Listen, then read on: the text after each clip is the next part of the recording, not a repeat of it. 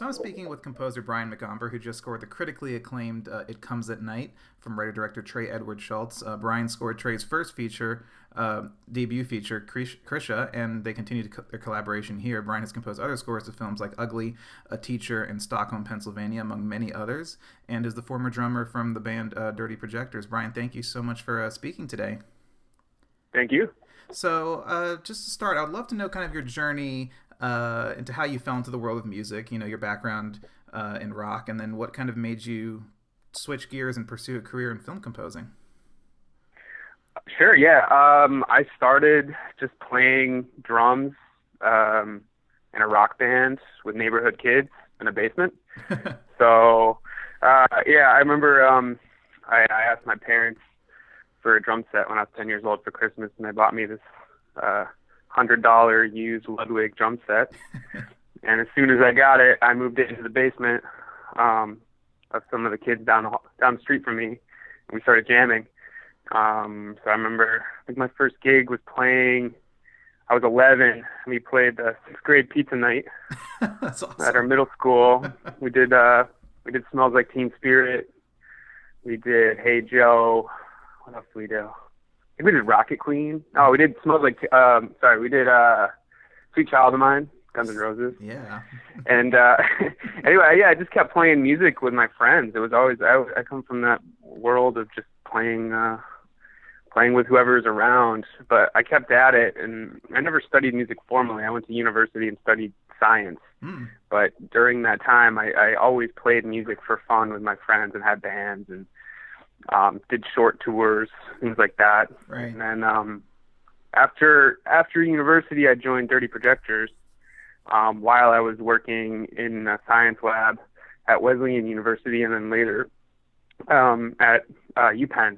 So I was doing both. I was kind of doing research on Lyme disease at UPenn, and then in between research experiments, I would head on the road and do a tour with Dirty Projectors. But eventually, Projectors started to get larger and larger gigs and more tours. So I kind of just made the leap into being a touring drummer for a while. Right. And then after that, I don't know. The film thing was weird because I never expected to get in the world of film scoring. But a friend of mine had a film, and I scored it. It went to Sundance, and at Sundance, I met more directors, and so it just sort of happened. I feel really lucky, but it was. I would just say I was in the right place at the right time, and I was really lucky to work with people who were just getting their start as well, and we kind of all came up together.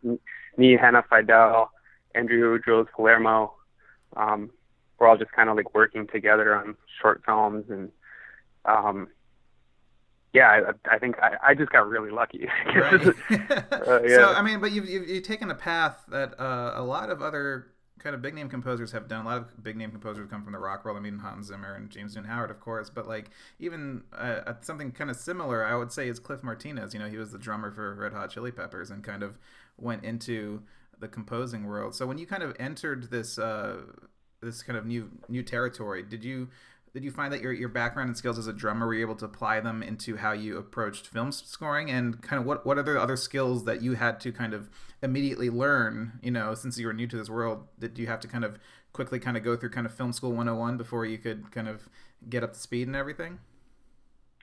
Yeah, I guess like I didn't know that at first when I started working, how many film composers were drummers in rock bands. I think Right. It's a funny coincidence. And I wonder if why that is, or I thought about that a little bit, and maybe it comes from, I don't know, in my role as a drummer playing in rock bands, usually, this is my experience, and I know it's different for everyone in different bands, but a lot of the songwriting happens with the guitar player or singer coming into a situation with some riffs, and me as a drummer sitting down with just the guitar player and sort of fleshing out the basic structure of the songs, the arrangements. So I've always been, I'm not a songwriter. I've never really tried to write songs on my own, but I've always collaborated a lot with songwriters. Right. It was like that with all of my old like hardcore punk bands in high school, and same with Projectors for a while. It would just be like me and Dave Longstreth, the singer-songwriter of Dirty Projectors, kind of in a room, just the two of us, sort of like, going through riffs that Dave had and ideas that Dave had. So I don't know, maybe that is something, because music for me has always been a really collaborative thing, right. usually with one other person. And then once you flesh out basic structures and outlines of songs, you bring in, bass and vocals or whatever. Absolutely. And so with film scoring, it's kind of like I'm doing the same thing, except I'm working with a director. It's kind of like the two of us, me and the director, kind of. Right, he becomes your bandmate pretty much. Kinda, yeah. I don't know. Maybe that's a thing. I don't know. As opposed to somebody who comes from more of the classical world, where there's this idea of the lone composer just by themselves, right, slaving away over some staff paper writing, and then fully realizing a composition before giving it to players. I mean, I don't know if that's a thing or not, but anyway, like getting into film scoring and that collaborative process it was like a natural thing for me. I felt really comfortable doing that. That's awesome. Yeah. I don't know. And also I just have a whole lot of fun doing it. I really enjoy that process. But yeah, I mean, there was definitely, I remember on the second film I did, I flew to Mumbai, India to work on this film for Anurag Kashyap. It was called Ugly. Right. And Anurag had called me and said he had this film. He didn't tell me anything about it. He wouldn't show it to me. But he said, it's already in Japan. We have 4 weeks. Can you do it? And he refused to show me the film. He's just like, this is what we got. Are you in or not? I need you to trust me. And I just said yes. And I flew to Mumbai for a month. Wow. And that was sort of like my schooling, because when I got there, the stuff that Anurag wanted to hear were things that like I didn't know how to make. I had no idea how to make, especially alone in a hotel room in Mumbai with my laptop. Right. I just really didn't know what to do, and so I just I just reached out to so many of my musical friends and people who I'd met on tour in the past, and just like, who's in, who wants to jam? Let's jam remotely. Is there anyone who can work remotely with me, right, and who's interested in collaborating? So that was sort of like my schooling, and I think Ugly, some of the music I'm really proud in that one, but I took on too much. It was just kind of like with that time and that kind of music that needed to be made. That for me, that felt like my schooling, where I learned to fail. Yeah. Right. And had I that opportunity again right now, I would have done it very differently. But sure. I don't know. I never had any formal training or film school or anything like that. I've just been a fan of films and just somebody who's self-taught. That's for the awesome. Most part. Right. So when it came for It Comes at Night, which is getting so much acclaim and praise, and you reconnecting with Trey as your director. So when you guys sat down for this film and to start discussing the musical approach, what were those kind of initial conversations about, and what did you want? I guess what was your goal for the music in the movie? Well, Trey, the things that he talked about, or we talked about together from the beginning, was that this was to be a horror film, right? But that we didn't want necessarily we wanted to sort of transcend that, and from the musical standpoint, we wanted to kind of indulge some of those, scare you good moments that is a big part of horror. Like sound is such a huge part of horror, the music, the sound design, the timing, that kind of stuff. But at the same time, we also wanted to make something beautiful, something sad, and have. We also talked about structure and themes. Like from the beginning, Trey wanted to sort of tie together the beginning and the end of the film by using a musical theme. Right. Yeah. It was bookended. So, yeah, so that was something that was new, as opposed to something like Krisha. Krisha was just sort of like chaotic. The music was to be chaotic, and also the instrumentation, all those things, wasn't really supposed to make a whole lot of sense other than for the film. Right. And it reflected Krisha's emotional state, which is just all over the place at different times and really sporadic and frenetic. So yeah, with It Comes at Night, we wanted to have something more focused. We wanted to have something that was in the genre, but sort of could step outside of that. Yeah.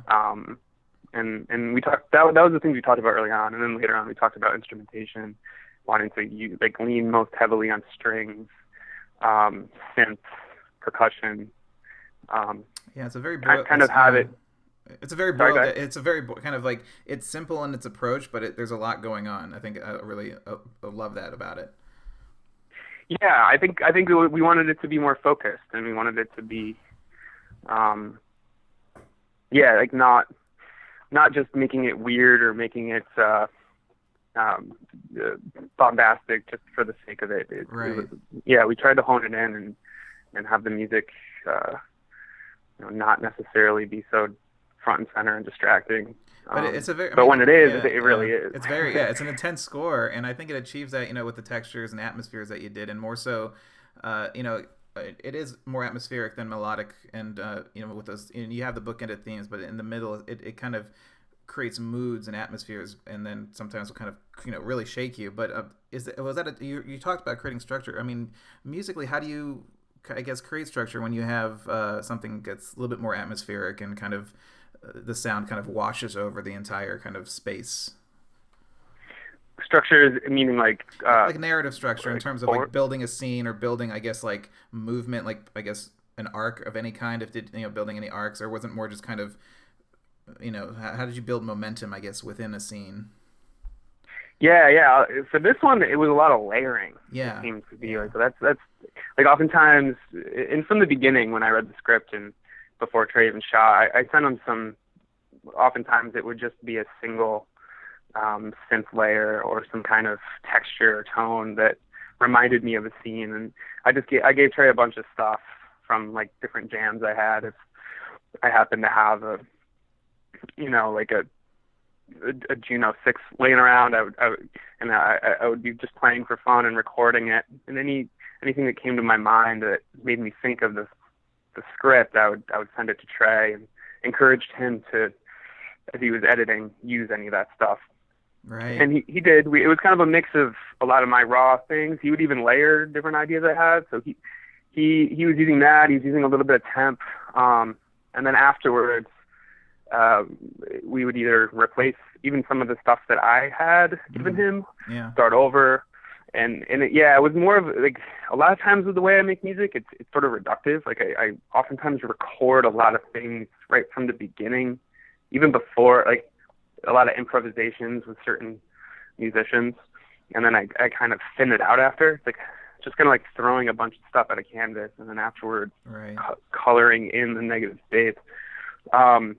With this one, it was much more additive, I think, and like little piece by piece adding things. Yeah. So a lot of that arc or development of a scene would be like the addition of layers. And also to get those really gross textures, it's oftentimes just like dozens and dozens of layers of strings, synths, sounds, manipulated. So you just keep kind of working design until it feels right. Like, how did you know when you hit it? Like, how did you know when it was like, all right, we got it, it's done? I don't know. Like, a lot of it was just like, we're out of time. It's kind of like when we were mixing on the mixing stage. I remember like listening through to one of the final mix, and I was like, yeah, it sounds really, really great. I'm so happy with it. If we had more time, I would give you guys more notes, or like. But one of the mixing engineers said something. He's like, you never stop mixing, or sorry, you never finish mixing. You just decide when to stop. Right. And a lot of the music was that way too. Like, I could have sculpted and morphed those keys so much more, but a few of them, it was just kind of like, all right, this is good. Yeah. Let's stop. It's enough. That wasn't for every musical cue, but a lot of them were. I don't know. I thought of them more of like sculpture and these layers that build over time. Yeah, shaping it over time. That's how it feels. Yeah, that makes so much sense now. When I listen to it now, it does. And so like, I guess, so now for you, maybe this is more in a general question, not just for It Comes at Night, but maybe you can use It Comes at Night as an example. But kind of what pulls music out of you more than anything else? Is it kind of the plot, the emotions? Is it like the look of the film? Is it the way an actor approaches a character? I mean, what's kind of the first thing that pulls a note out of you that really kind of affects you as a storyteller? I think it, you know, really depends. Depends on the film. Yeah. Um, So for It Comes at I Night can speak. example, yeah. Yeah, well, It Comes at Night and Krisha, same cinematographer, Drew Daniels, who I think Right. is just really, really great. Drew, and Trey also kind of comes from more of that world. Really, really, you know, focused on aspect ratios, lighting, Right. handheld, you know, like how to treat it visually. I think it's pretty clear in Krisha as well. Like that's a really important thing. Like Trey knows this. Like sound is maybe one of the things he's less tuned into. Mm-hmm.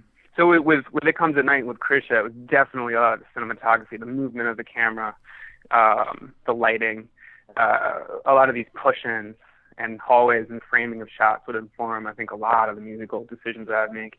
Also, the main character of Travis, I think, reacting to some of his, you know, I guess it would be the same with Krisha as well. Some of the facial expressions, Yeah. like if the music, the mood that we were trying to embellish, if the acting wasn't really expressive, maybe something on the face, I felt like we could push a little harder with the music.